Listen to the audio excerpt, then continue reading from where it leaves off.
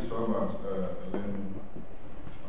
Your Excellency, the Deputy Prime Minister and Minister of Foreign Affairs of Ethiopia, Your Excellency, the Deputy Chairperson of the African Union Commission, Excellencies, Ambassadors, Commissioners from the African Union Commission present here today, colleagues from the UN system agencies, distinguished participants, ladies and gentlemen.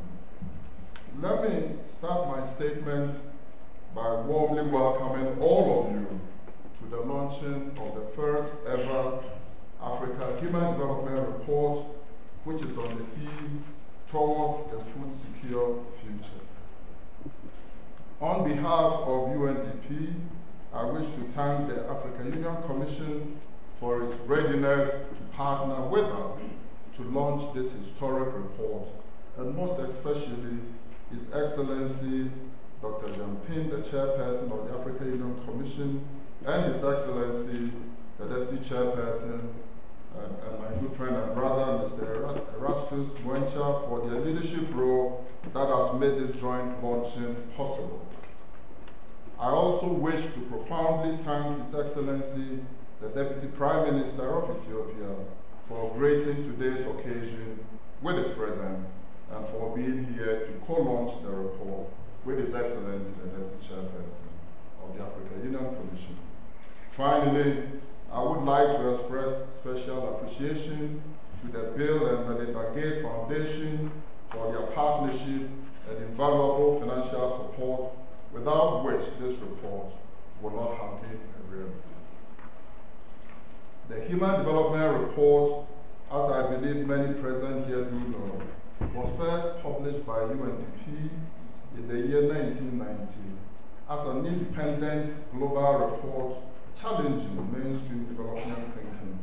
And to date, some 22 global reports have been produced covering a range of thematic issues so important in shaping development policy. The Global Human Development Reports have been complemented with over 670 national human development reports produced at country levels. Lately, we have closed the loop with the production of regional human development reports to address critical policy issues of a continental nature. Perhaps the most acclaimed regional human development report may be said to be the first Arab Human Development Report, which was on the theme Towards Freedom in the Arab World, which some commentators have credited for laying the foundations for the Arab Spring witnessed a year ago. Ladies and gentlemen, it has indeed been past time for a dedicated Africa Human Development Report to be produced. But now that the report is finally here, I believe that you will be pleased at the insights that this report provides, particularly in helping to ignite a dialogue and call for action on addressing Africa's prospects towards a food secure future. Excellencies, the sad but undeniable fact is that food insecurity is not an academic exercise for those of us living in Africa. Last summer, we were all busy rushing around to avert a disaster in the Horn of Africa region due to the severe drought. And presently, the Sahel region in Africa is grappling with the challenge of food insecurity.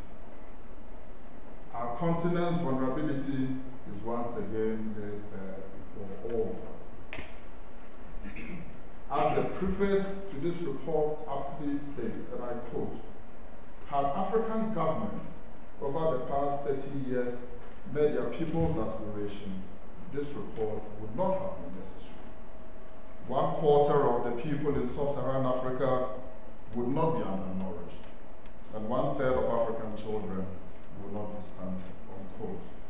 Had African governments met the aspirations of their people, the Africa region would indeed be food secure today, and the gap between Africa's human development and that of more successful regions would have closed significantly.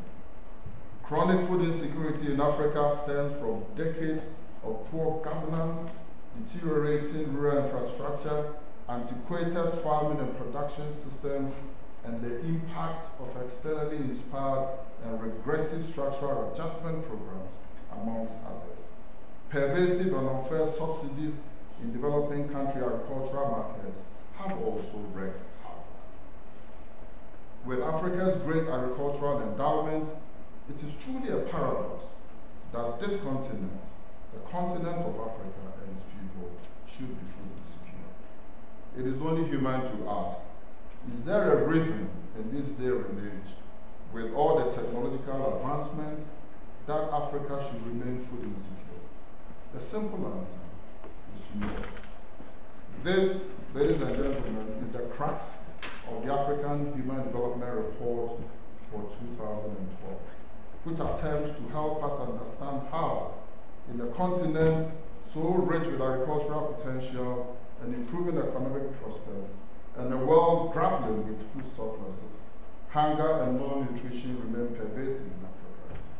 The specter of famine, all but gone elsewhere, continues to haunt millions of people on this continent. But ladies and gentlemen, history should not be Africa's destiny. Africans are not fated to starve.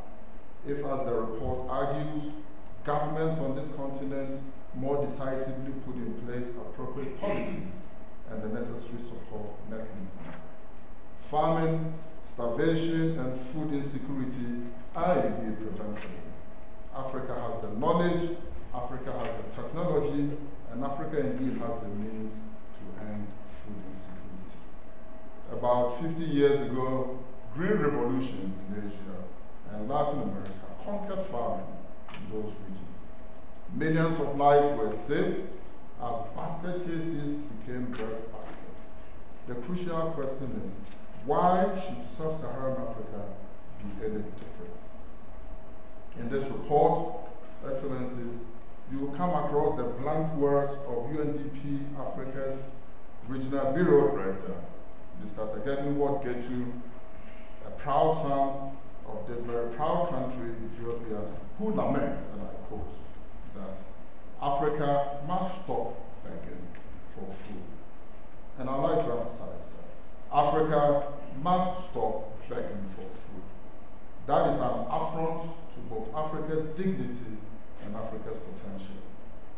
If some African countries can acquire and deploy jet fighters, if some African countries can acquire and deploy tanks, artillery, and other advanced means of destruction, why should Africa not be able to master agriculture and know-how? Why should Africans be unable to afford the technology, the tractors, the irrigation systems, the seed varieties, and the training needs required to make this a food-secure continent? Let me borrow the words of a famous American president. Perhaps I should say a famous African-American president, and say, yes, Africa can. Yes, Africa can overcome the specter of food insecurity. Yes, we can. Ending the vicious cycle of food insecurity, undernourishment, and human underdevelopment in Africa is a goal within reach. If the right policies, if the right institutions, if the right incentives, and if the right leadership is in place. And above all, if the political will and the political want to do so are indeed in place. Let me once again express profound appreciation to His Excellency, the Deputy Prime Minister, and His Excellency, the Deputy Chairperson of the African Union, for their presence today and for graciously accepting to launch the maiden African Human Development Report here. I should say, this launching is being done simultaneously with the launching by President Mwai Kibaki and Madam Helen Clark, the Administrator of UNDP, in Nairobi right now. Again, I want to thank all of you for coming. I believe that the subject of this report resonates with all of you. I do believe that the subject of this report is close to the heart of all of us assembled in this magnificent